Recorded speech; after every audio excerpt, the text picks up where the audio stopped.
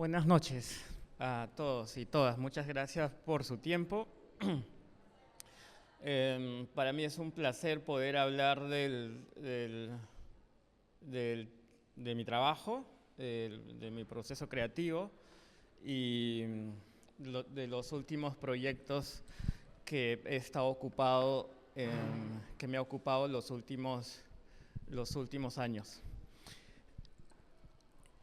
En el Perú hay 55 pueblos indígenas o naciones indígenas que hablan 48 lenguas indígenas, 48 lenguas o 48 idiomas. Uno de ellos son los huitotos. Los huitotos están en la frontera de Perú, Colombia y Brasil, en el río Putumayo.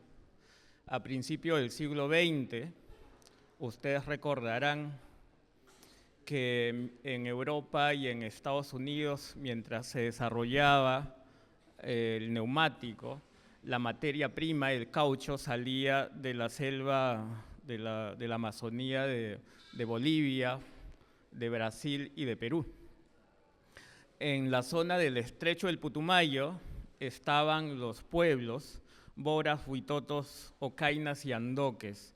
Desde 1895 hasta 1926, que duró, digamos, este proceso extractivista del caucho, fueron asesinados más de 40.000 personas, ¿no?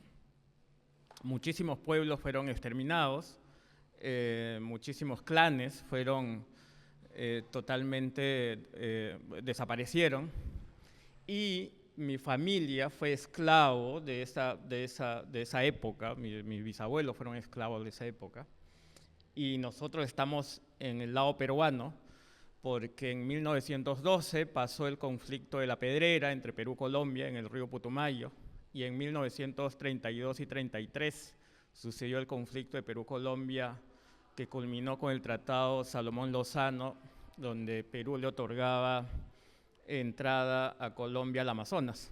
Entonces, entre esos procesos sociales difíciles para mis ancestros, nosotros, mi abuela, por decisión de mi abuela, nosotros cruzamos al lado peruano y estamos en un lugar que se llama el río Ampiacu, que es afluente del Amazonas, a 12 horas de Iquitos, que es la ciudad más grande de la Amazonía peruana, y bueno, que está entre Iquitos y Leticia, que es una ciudad colombiana en estos momentos. Bueno, yo estoy dedicado a la pintura, toda mi vida. Voy a hacer un repaso muy rápido, digamos, de la obra que yo he venido trabajando los últimos años. Mi obra empezó así, empezó el 2004, fue la primera muestra individual que yo realicé en la Biblioteca Nacional de Perú. Es una obra que trata sobre las tradiciones, costumbres de los huitotos, ¿no? En esta escena que ustedes pueden ver es el proceso de elaboración de la corteza del árbol. Estas obras están hechas sobre corteza del árbol, es una tela que se elabora, que se demora entre 2 y 3 días poder extraerla, transformarla en una tela vegetal. Se llama la yanchama, porque en la zona del Putumayo donde vivieron mis ancestros no existió el algodón, no crecía el algodón, y entonces para sustituir digamos, al algodón y poder hacer las ropas, las hamacas, las camas, etcétera, se hizo la yanchama, ¿no? Estas también son obras sobre yanchama. A partir del 2007 comienzo a experimentar más que todo con obras con acrílico, una combinación de acrílico y tintes naturales, y van saliendo estas obras de gran formato, bueno, no tan grandes como de ahora.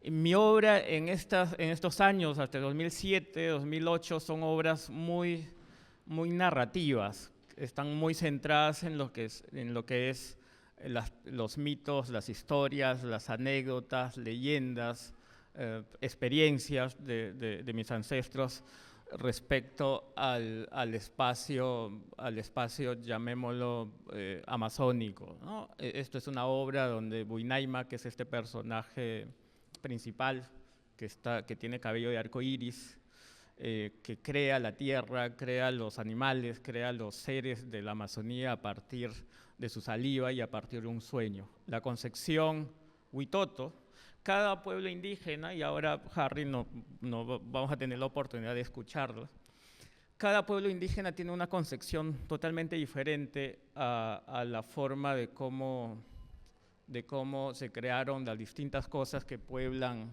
y que están en la Amazonía, ¿no? Para nosotros es a partir de la saliva del creador, que se llama Mobuinaima, que se convierte en arcilla, y a partir de eso esa arcilla va creciendo a medida que él va caminando. En la concepción Huitota la tierra es plana, está sobre el agua, debajo del agua hay una mantarraya, y debajo de esa mantarraya hay 7 niveles de agua, 7 espacios acuáticos, cada uno poblados por espíritus, dioses y demonios, etc., ¿no? Son obras ya totalmente en acrílico. Comienzo a dejar mucho lo que es los tintes naturales y una pintura muy narrativa, muy tradicional. Esta en particular me encanta porque hace referencia que en el principio el primer color que existe en la concepción Huitota es el negro. Van a poder ver ustedes que la mayoría de mis obras es sobre fondo negro.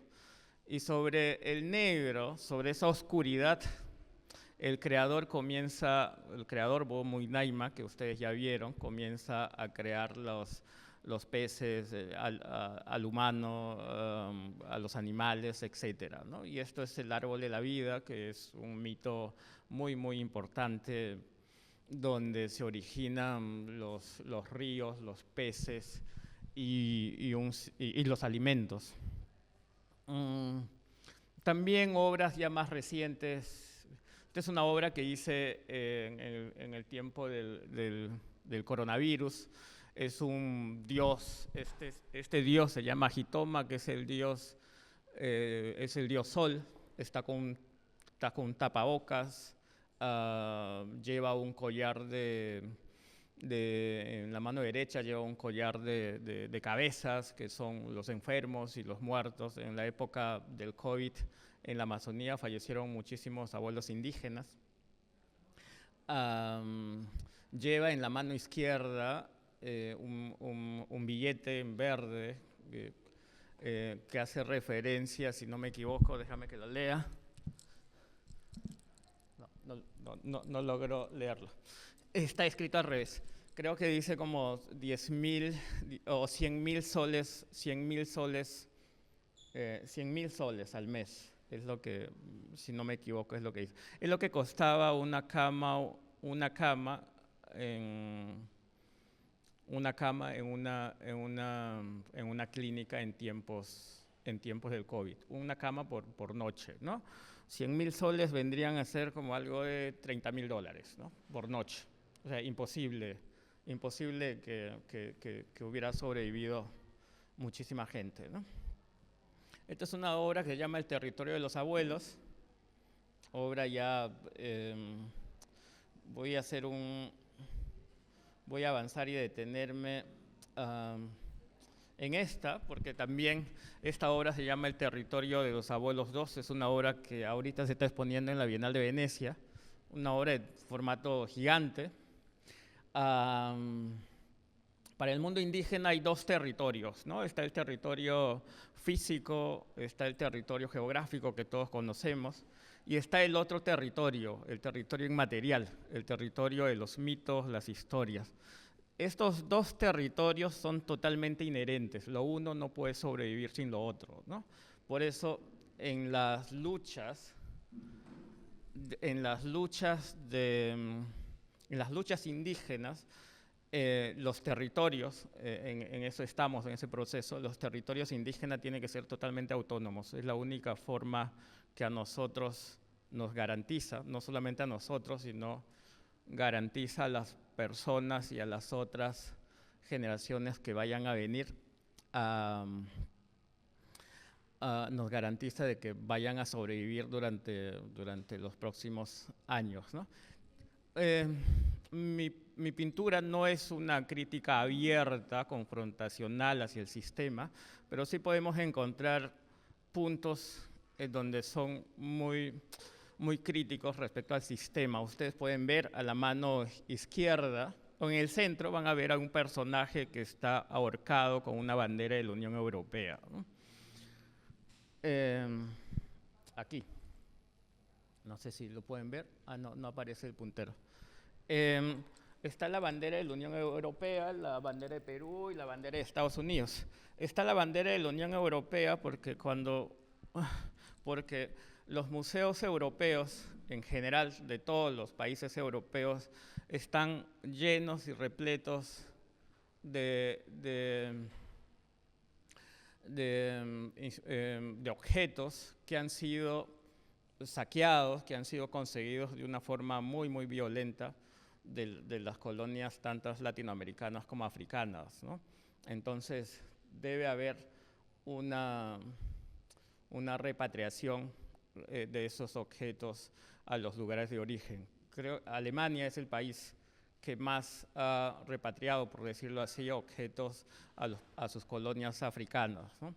Está la bandera de Estados Unidos porque todos los países latinoamericanos aspiran a una democracia como la de Estados Unidos, pero en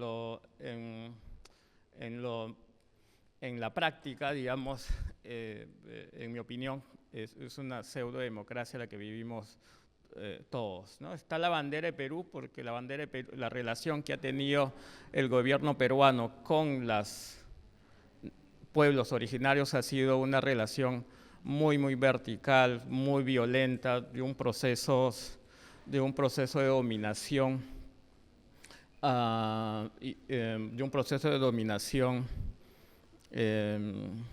inhumana, ¿no? Solo para mencionar la época del caucho, después cuando se abrió la carretera marginal de la selva con el presidente Fernando Belaúnde Terry, el presidente considerado más democrático en el Perú. Junto con la Marina de Estados Unidos se bombardearon varios pueblos indígenas en la selva amazónica con napalm. Estamos hablando de 1970, 75, por ahí. Todo está documentado. Entonces, toda esta relación que tienen los estados en general, los estados latinoamericanos con los pueblos originarios, es de una violencia desmedida, ¿no? Entonces, esa es de un modo rápido lo que significa esa obra, ¿no? Las canoas tienen sueños feroces, es una obra reciente también de este año. Hace una crítica a la academia.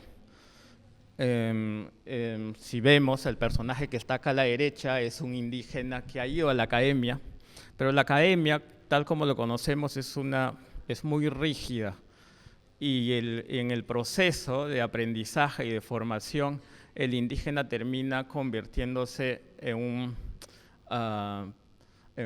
un militante más de la academia que de su pueblo, ¿no?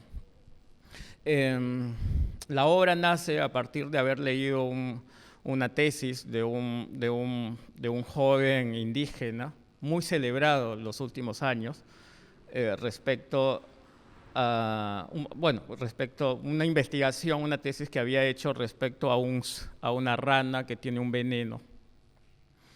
Y en su tesis, que fue publicado y que ahora es un libro, él llama a sus contemporáneos, a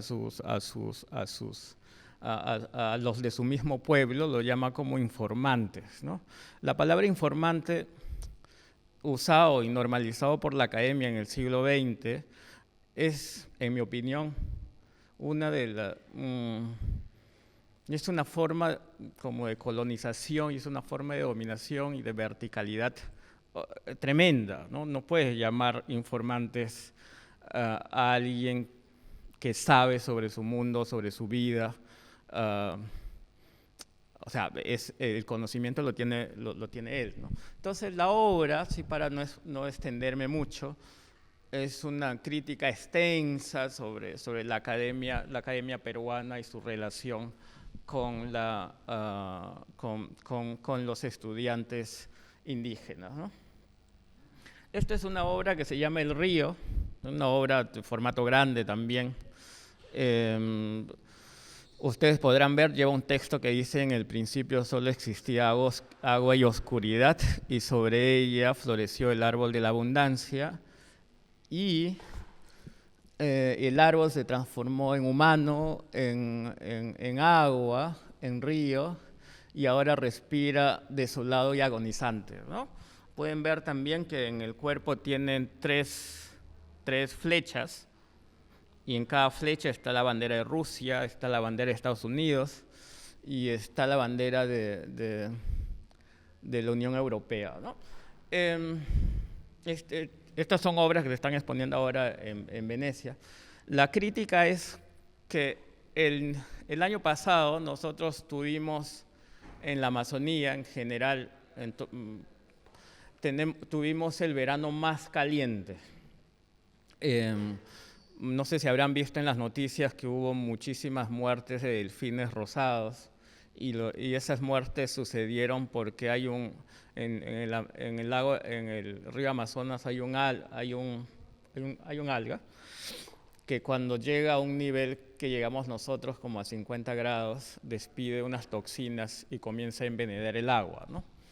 Entonces, la situación de la Amazonía y la situación de los territorios indígenas en estos momentos es de una situación o de un nivel de no retorno. El indígena no va a salvar el planeta, no va a salvar la selva. Y la obra habla sobre eso, ¿no? Habla de este proceso histórico, mítico, de cómo se han creado las cosas en el imaginario y en las cosmologías indígenas, y cómo ahora la situación, más allá de los sistemas de cada país, como por ejemplo el sistema democrático de Estados Unidos o el sistema ruso o el sistema chino, ninguno de estos sistemas en realidad está interesado en salvar el planeta o salvar la Amazonía o crear mecanismos para poder salvaguardar los territorios y a las personas que viven en estos territorios vulnerables como la Amazonía, ¿no? Entonces, este personaje, que es el río, está flechado por estos sistemas como les repito, que ninguno de estos sistemas, así uno esté a favor o en contra, en realidad es bueno para las sociedades indígenas, ¿no? Este cuadro, de formato grande también, se llama Aquellos otros mundos. Es un cuadro que habla sobre los líderes indígenas asesinados los últimos 10 años. Los últimos 10 años, los líderes indígenas que están defendiendo su territorio, el del narcotráfico, de la tala ilegal, de la minería ilegal, de la trata de personas, han sido asesinados de una manera desmedida y donde el Estado peruano no tiene ninguna intervención, ¿no? Oficialmente se han asesinado 32 o 33, pero extraoficialmente, según informes de instituciones indígenas como AIDESEP, que es la institución más grande que agrupa a todas las organizaciones indígenas en Perú, son más de 60 líderes indígenas que han sido asesinados en los últimos 10 años. La obra es una denuncia frontal, no solamente, digamos, hacia el Estado peruano, en realidad es una denuncia, digamos, al sistema, a un sistema que cada vez es mucho más violento contra los ecosistemas como el del Amazonas, ¿no? He hecho murales como esto en Bretaña, que son murales de 10 metros, esta de 60 metros cuadrados, otras muestras que hice los últimos años. Esto lo hicimos en la Embajada de Perú y en el Banco Interamericano de Desarrollo en Estados Unidos. Esto es una retrospectiva que hicimos, que fue curada por Cristian Bendayán. Cristian Bendayán es uno de los curadores más prolijos y brillantes que tenemos en este momento en Perú. Fue en el Centro Cultural del Británico, una gran galería que tiene. La muestra incluyó 96 obras, desde el año 2004 hasta el 2021. Obras de gran formato y obras sobre papel, sobre distintos soportes. Esto fue en el Instituto Cervantes de Pekín, de Beijing. Esto fue en el Centro Cultural Garcilaso de la Vega, en Cancillería, en Perú. En San Marcos, una de las primeras obras, el Museo de Arte de San Marcos pertenece a la Universidad Nacional de San Marcos, uno de los museos, centros culturales muy importantes en Perú. Y los últimos años también, desde el 2020, me he metido a hacer curadurías. Primero porque en Perú no hay curadores indígenas, y en este proceso largo de autorrepresentación, yo ya, como a partir de las reflexiones y de las muestras que había venido haciendo, llegamos a la conclusión de que debería haber una nueva corriente y un nuevo tratamiento de los mitos, las historias y las formas como uno quisiera contar el mundo de donde viene, ¿no? Esta primera curaduría lo hicimos en Crisis, es una galería peruana que trabaja mayormente con artistas de afuera. Hicimos la co-curaduría con Juliana Borea. Juliana Borea es una de las curadoras peruanas importantes que vive en Newcastle, en Reino Unido. Curamos la obra de Harry con la de Santiago, que es mi papá. Fue una muestra que habló sobre la época del COVID, de cómo había afectado, de cómo los indígenas habían, a partir de su conocimiento de la medicina, habían sobrevivido, ¿no?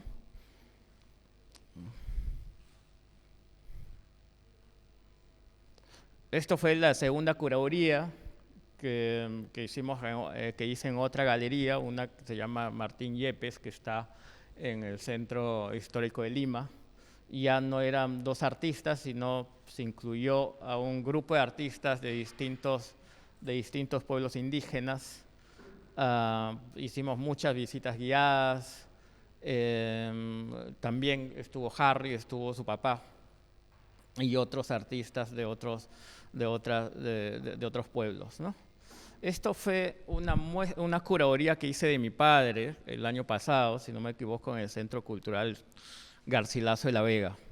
Fue una muestra muy, muy importante para mí porque es la primera vez que trabajé intensamente con mi papá y hablar sobre su proceso creativo y hacer un texto.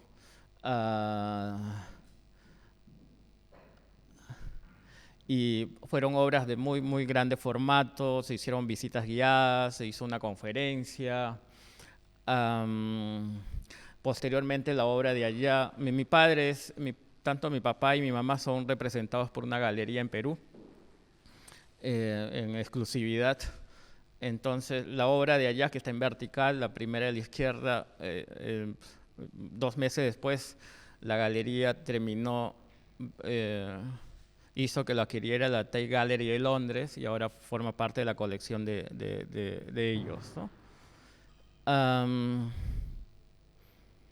La última curaduría fue esta del año pasado en el Centro Cultural de la Universidad de Lima. La Universidad de Lima es una de las universidades, digamos, más importantes de Lima, muy evocado a la cuestión de negocios, de administración y de leyes. muy alejado del arte, pero hicimos la muestra ahí. Tuvimos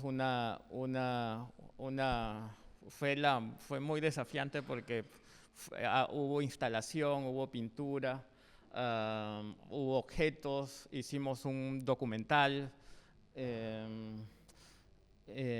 Las obras que están a la izquierda fueron obras de Dina Nanko. Dina Nanko es Awajún Huanpis, educada, formada en San Marcos, en literatura.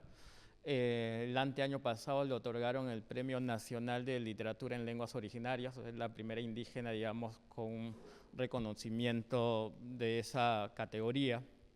Muy, muy brillante, con un nivel de análisis y reflexión, no solamente respecto a su, llamémoslo, a la idiosincrasia awajún o One Piece, sino a todo el rol, digamos, de la academia respecto al mundo indígena, ¿no? Se atrevió a hacer esas obras. La idea, digamos, de las curadurías era,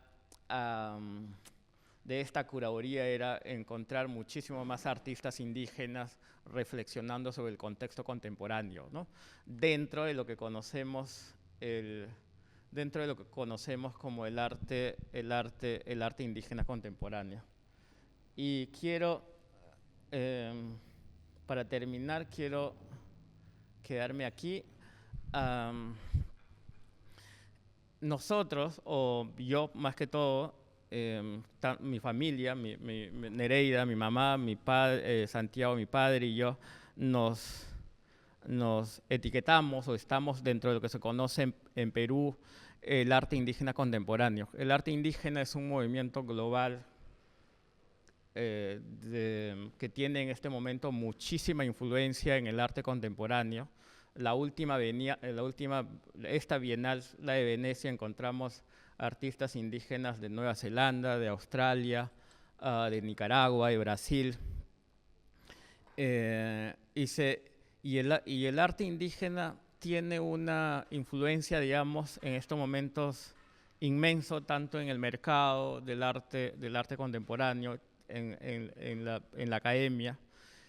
Y bueno, entonces nosotros estamos en ese proceso porque creemos que el arte indígena es la corriente que nos ha dado a nosotros las posibilidades de poder reflexionar y hacer un ejercicio político de autorrepresentación.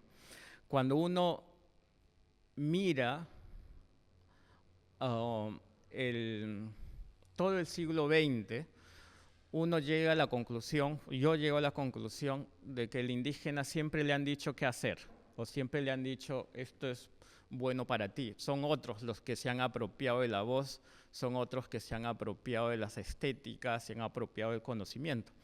No ha habido hasta antes, después del arte indígena contemporáneo, una corriente o una corriente donde el indígena se haya sentido más cómodo, donde el indígena sí haya hecho, digamos, este ejercicio de autorrepresentación, como lo que está pasando en este momento en Brasil y en Perú. Bueno, me encantaría seguir hablando, pero no quiero cansarlos. Les agradezco muchísimo su tiempo y ya después en el cóctel podríamos ahí seguir conversando. Muchas gracias.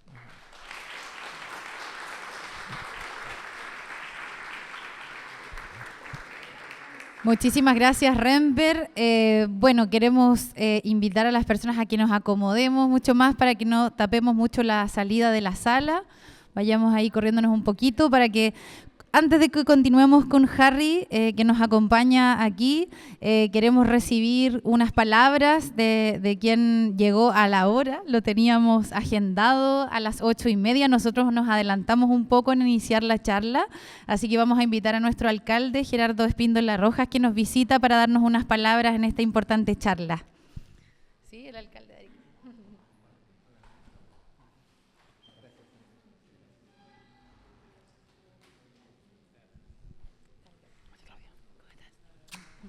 Hola, buenas noches. Estoy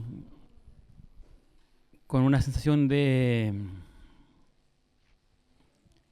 No sé cómo describir la sensación después de escuchar lo que tu relato y de ver lo que estaba ocurriendo acá. Estoy con una sensación bien extraña y bonita en el cuerpo, porque he andado con una pregunta coincidentemente hoy día en mi cabeza sobre la vocación de Arica hacia América Latina. Nosotros somos un país bastante peculiar, que busca que todo sea muy homogéneo, que intenta como ocultar la maravilla de la diversidad de la construcción de un pueblo con sus propios pueblos. Y me he hecho justamente hoy día esa pregunta: ¿cuál debe ser la vocación de Arica en torno a América Latina pensando en los próximos años? En una ciudad que se integra a Chile hace poco tiempo, pero que además tiene una herencia milenaria de las momias Chinchorro, de la cultura Chinchorro, perdón, hasta hoy día.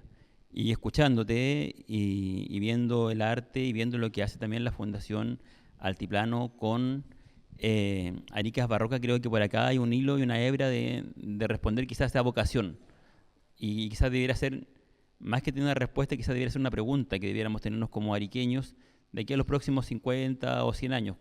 ¿Cuál es el rol que debiera cumplir una ciudad como la nuestra, que limita con Perú, que limita con Bolivia, que limita con Chile, que es una ciudad insular dentro de nuestro país? La ciudad más cerca es Tacna, hacia el sur limitamos con el desierto y hartos kilómetros de desierto. Y creo que por ahí hay una vocación y hay una misión, quizás que tenemos que ir descubriendo. Yo valoro este espacio de Arica Barroca, me encanta que se haga, me encanta que ocurra este espacio de sentarse un momento, de tener esta vorágine, este tráfago de quizás de malas noticias, este tráfago de mala onda que pasan muchas veces en las redes sociales, en diferentes espacios, para reflexionar sobre lo importante y no sobre lo urgente, y sobre todo en el espacio que estoy yo, que muchas veces respondemos solo a lo urgente, cuando esto que es lo importante nos hace pensar también y nos invita a pensar cómo queremos seguir creciendo hacia más allá, hacia los próximos años y sobre todo hacia las futuras generaciones. Yo agradecerles que estén acá. Muchas gracias. Como alcalde de Arica le agradezco este espacio, le agradezco también a Arica Barroca, a la Fundación Altiplano, por lo que hacen. Tengo una admiración profunda por su trabajo. Me gusta que como municipalidad podamos estar apoyando. Me acompaña parte del equipo que ha estado apoyando en este espacio. Me encanta que se ocupe este lugar también, que es nuestra Casa de la Cultura, que para esto, para reflexionar, para pensar, para construir mente, ¿no? para construir diálogos. La pobreza de los pueblos pasa muchas veces porque se llega tarde a las conversaciones. Y las conversaciones no necesariamente están en otras partes, las conversaciones están acá y no hemos sido capaces de encontrarla. Y caemos en esa pobreza muchas veces cultural, espiritual. Y siento que esto en el fondo es riqueza, es construir una conversación nueva para seguir construyendo cultura, arte o expresión en una ciudad como la nuestra. Muchas gracias a la Fundación Altiplano, muchas gracias a todos quienes hacen posible Arica Barroca. Dije Arica Nativa, ¿no? ¿No? Ah, casi. Arica Barroca y Arica Nativa también, larga vida a ambas. Y gracias a ustedes también por estar acá. Un abrazo y muchas gracias.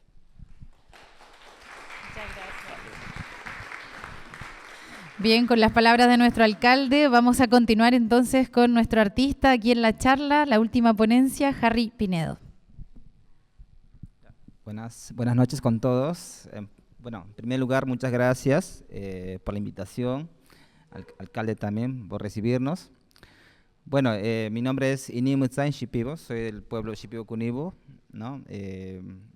Soy una de las 48 lenguas amazónicas, 48 lenguas originarias que hay en el Perú, ¿no? Una de ellas, una de las más habladas, es el Shipibo Cunibo, ¿no? Bueno, voy a contar un poquito, bueno, no traje PPT, pero voy a contar en forma oral algo, resumen de qué se trata mi trabajo. En primer lugar, quiero hablar sobre de dónde procedo, ¿no? Yo soy de Ucayali, de la región de Ucayali de Perú, nací en Pucallpa. mis padres emigraron a Lima de temprana edad, ¿no? Cuando tuvieron sus 30 años aproximado.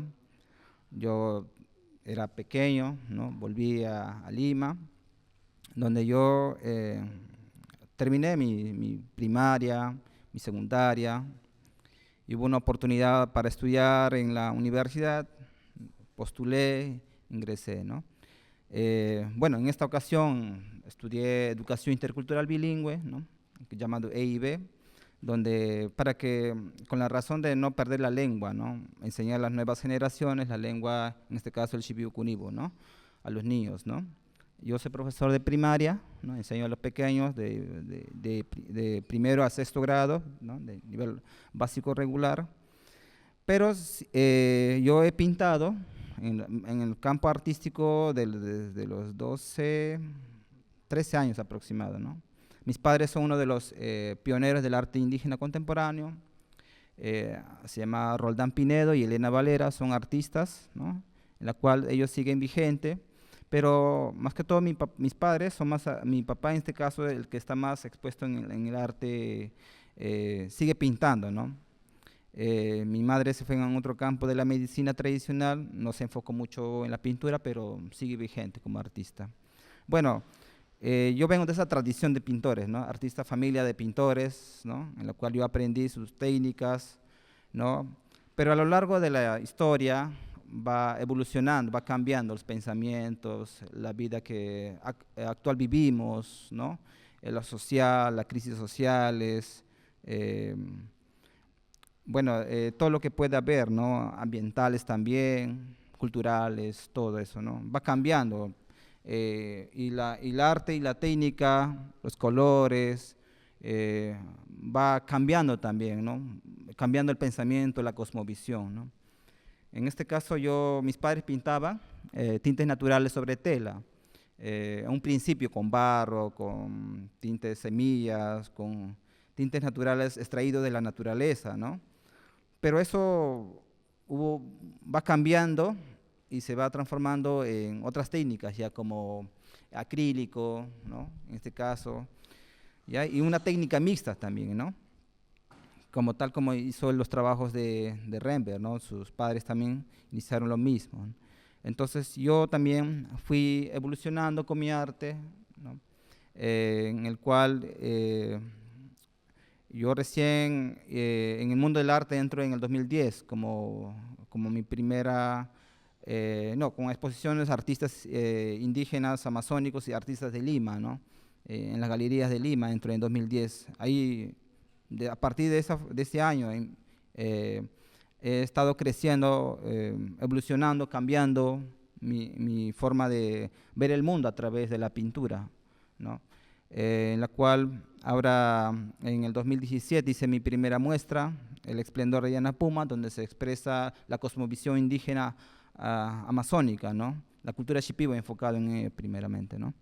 Entonces, fue así que en principio mis obras se trataban de mitos y leyendas, las leyendas del pueblo shipibo, de la cultura shipibo, de lo que vivimos en las riberas del río Ucayali, ¿no?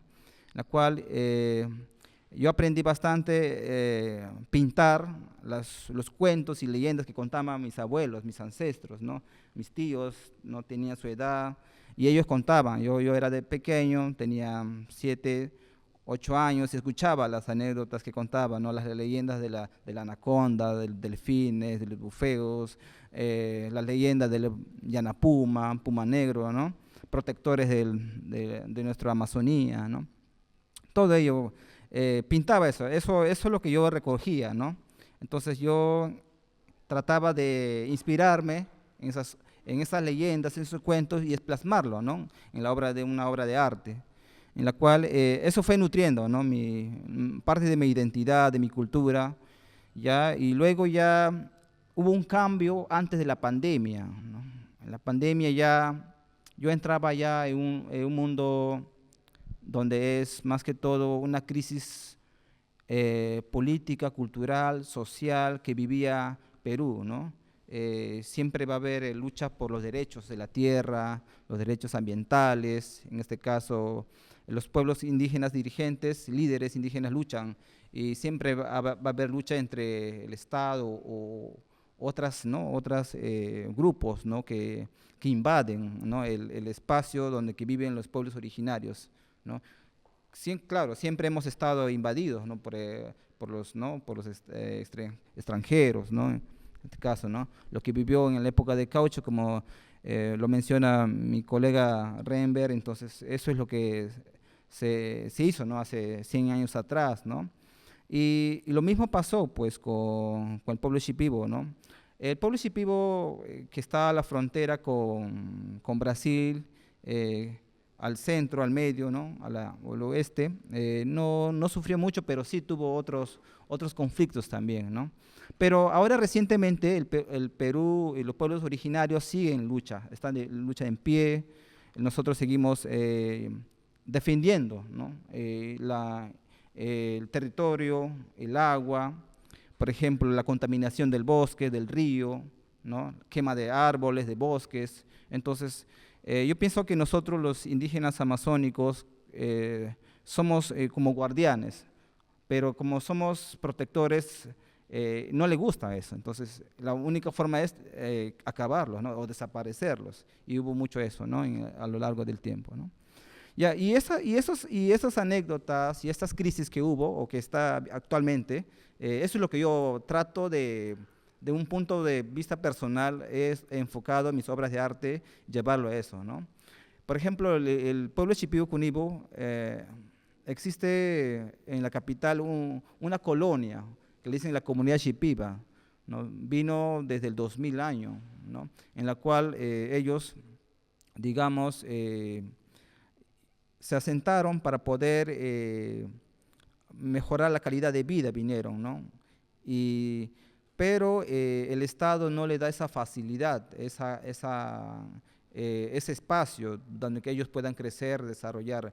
Y nosotros siempre estuvimos en lucha, en constante de eso, ¿no? En la cual yo he pintado, ¿no? Unas obras, no las puedo mostrar, pero les narro un poco de las obras de la convivencia, el atardecer de Cantagallo, que fue hecho ya en el 2015 aproximado, donde que yo narro cómo es la vivencia, ¿no? Las costumbres no se han terminado, la lengua, el arte, ¿no? Los diseños ¿no? Que son es patrimonio cultural de la nación. Entonces, esas costumbres yo plasmo, y también las crisis sociales, ¿no? que se hubo, conflictos entre el Estado y el pueblo originario, ¿no? En este caso el Shipibo, ¿no? Incendiaron a la comunidad con tal de sacarlos a la fuerza, pero nosotros los indígenas somos estratégicos, ¿no? Así nomás no nos sacan así como si fuéramos, porque en realidad nosotros amamos la tierra, queremos y el final es protegerlo, ¿no? Y preservar la lengua, el arte, la medicina, la cosmovisión, ¿no? La literatura. Todo ello está enfocado en una cultura, ¿no? En una cosmovisión. Entonces, en los últimos tiempos, mi trabajo se trató sobre ello, ¿no? Diversos temas, ¿no? Sabemos que, les cuento que el Shipibo Cunibo tiene 4 cosmovisiones, ¿ya? Una de las cuales yo me inspiro es el mundo de las aguas, ¿no? El mundo de las aguas donde se vive, donde vive la sirena, el bufeo colorado, los peces, el paiche, los animales, pero es un mundo espiritual, ¿no? Porque nosotros, como decía Renber, tenemos 2 mundos, ¿no? Un mundo material, físico y espiritual, ¿no? En la cual nosotros vivimos en esos 2 mundos y creemos, ¿no? En que debajo del agua hay otro mundo, donde los seres, ¿no? Seres que dice Hunanete, que significa el mundo de las aguas, el mundo del bosque, donde está el Chuyachaki, el Yanapuma, otros seres del viento y del bosque, ¿no? Porque nosotros estamos conectados entre la naturaleza, el árbol, ¿no? No se puede estar cortando así porque el árbol tiene vida, habla, el árbol te cuida, te cura y te da alimento. Por lo tanto, hay que protegerlo, amarlo y cuidarlo más que todo, ¿no? Y no talarlo como si fuera cualquier objeto, ¿no? Con fin de lucrar o con fin económico, ¿no? Explotación, ¿no? Entonces, eso es lo que no se puede hacer en estos últimos años, en estos últimos siglos, porque si nosotros terminamos de cortar todos los árboles, ¿de qué va a vivir las nuevas generaciones? ¿Qué van a comer? ¿De qué se alimentan o de qué se van a curar? Entonces, por lo tanto, la idea de nosotros es curar, sanar, proteger ese árbol para que no se pueda ser acabado o exterminado, ¿no? Yo les quiero decir al público que, para explicarles un poco de las obras que yo hice en la parte de la exposición, no sé si podemos pasar y explicar las obras que yo hice, ¿estaría bueno? ¿Mm? Claro, sí, claro, podemos dar para yo explicarlos de qué se tratan las obras, entre mitos y leyendas que están ahí y sobre la cosmovisión, ¿no? Que quiero explicarles un poco, ¿no? ¿Les parece? Sí, ¿les parece si puedo invitarles a pasar a ver explicar las obras un poquito? Sí, sí, claro, está bien. ¿Nos pasamos? Sí. Bien, esta propuesta del artista la vamos a seguir, vamos a pasar a la siguiente sala y luego volvemos para poder cerrar y generar las preguntas a los dos artistas.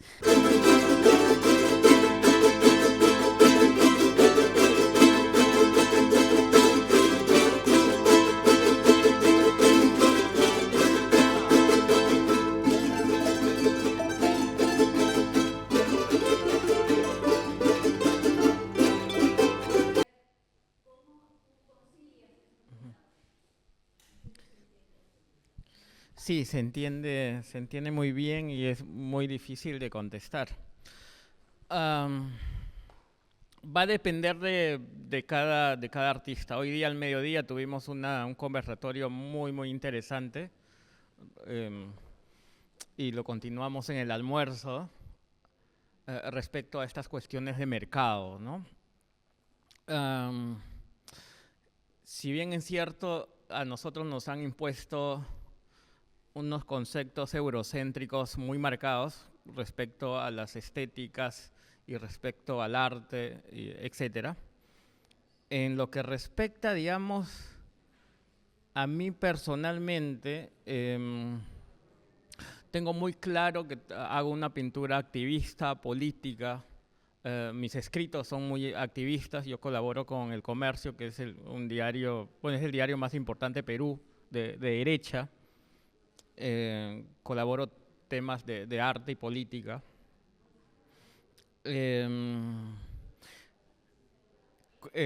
No ignoro al mercado, porque el mercado me parece que es un gran monstruo, todos necesitamos de mercado, pero va a depender de cada artista si es que quiere o no quiere participar del mercado. Eso ya lo hemos hablado con muchos artistas indígenas, no solamente de Perú, también de Brasil y de otros lados, porque en el momento que tu obra entra al mercado, no entra porque necesariamente tenga mitos o leyendas o tiene una memoria. Tu obra se convierte en un producto más del mercado. Eso hay que tenerlo bien claro. Si uno quiere entrar a eso, es cuestión totalmente de decisión personal, ¿no? Yo sí decidí entrar al mercado, decidí junto con mis padres entrar al mercado. Como digo, mis padres están en un circuito del arte contemporáneo que es el circuito muy consumista. El consumo salvaje, duro y puro. No tengo en estos momentos ningún conflicto respecto a esos dos lados. Puedo decir que conozco el mercado, participo y tengo las cosas bien claras respecto al lugar de donde vengo y al conocimiento de mis ancestros, ¿no?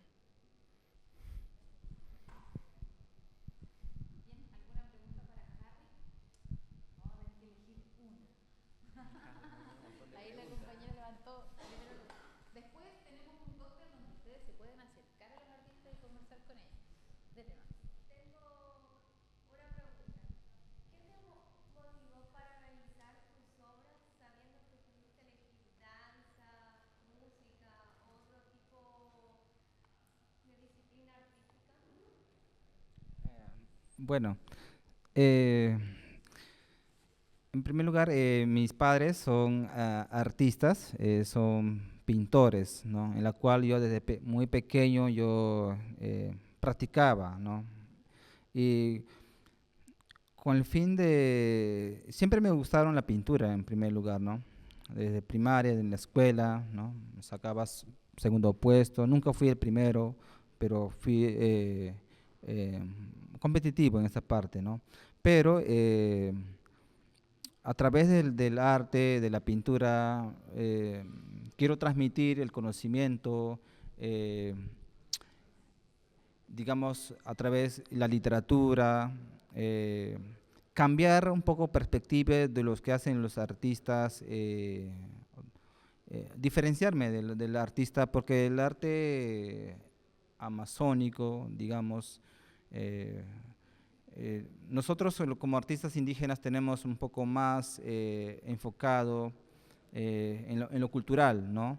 Y hay muchas maneras de expresarse, ¿no? de ello, ¿no? En la cual nosotros, en mi caso yo quería un poco cambiar la perspectiva, los ideales que se toman, ¿no? Porque, por ejemplo, solamente en este caso, en las obras que yo hago críticas sobre lo social, no están ahí expuestos en este momento, ¿no?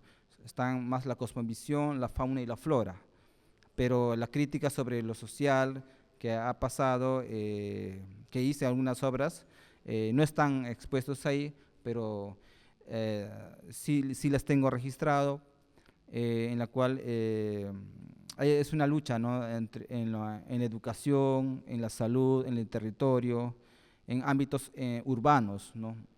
Y también ámbito de la comunidad, ¿no? Entonces, a través de ese arte yo lo que doy es impartir, ¿no? Información, conocimiento a través de las pinturas que yo hago, ¿no? Eso puede decirte.